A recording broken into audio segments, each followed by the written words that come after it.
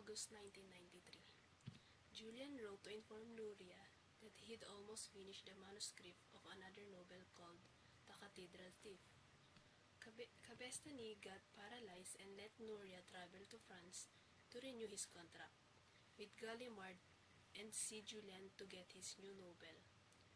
Nuria and Julian first met in Galler's D. Austerlitz, the autumn time.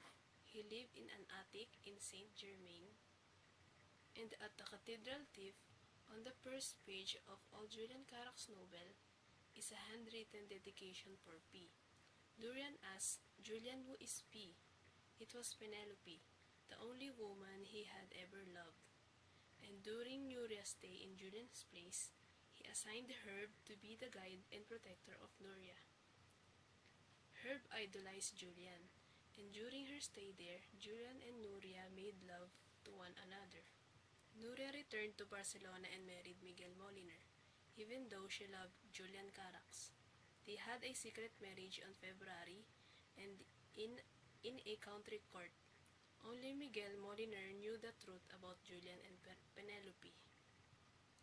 Second is the story of Julian and Penelope, which was told by Miguel Moliner. In year 1919, Julian flew to Paris. Don Ricardo Aldaya and his wife confessed that they saw Julian and Penelope in a governor's room, and he was very mad to Penelope, so he locked her up in the governor's room and had the doctor examine her body. The same day when Julian was about to leave for Paris, Penelope was locked. Was the same day Jacinta was dismissed. Don Aldaya ordered his servant to throw Jacinta out of their house.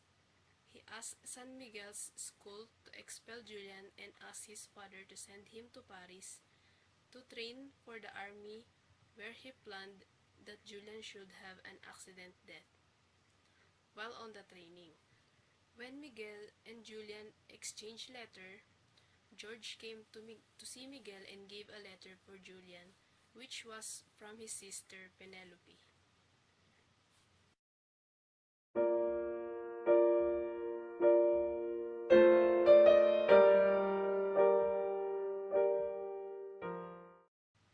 After that, Nuria went to Sophie Carax, the mother of Julian, and revealed that Julian and Penelope are brothers and sisters. Sophie Carax was only 19 when she arrived in Barcelona. When his father died, he stayed with the Beranenses family. He met Antonio Fortuny, but she kept on refusing him. She met Senor Valls and Don Ricardo Aldaya, and she fell for him. They had secret meeting for 90 days, which never lasted for more than an hour. She got pregnant, and Don Aldaya gave her 500 pesetas and ordered her to get rid of the baby, but Sophie didn't follow him. In year 1919, Penelope gave birth on September 26, but they both died and were buried in the basement crypt with no ceremony or witnesses. Senora Aldaya died 2 years after her daughter died.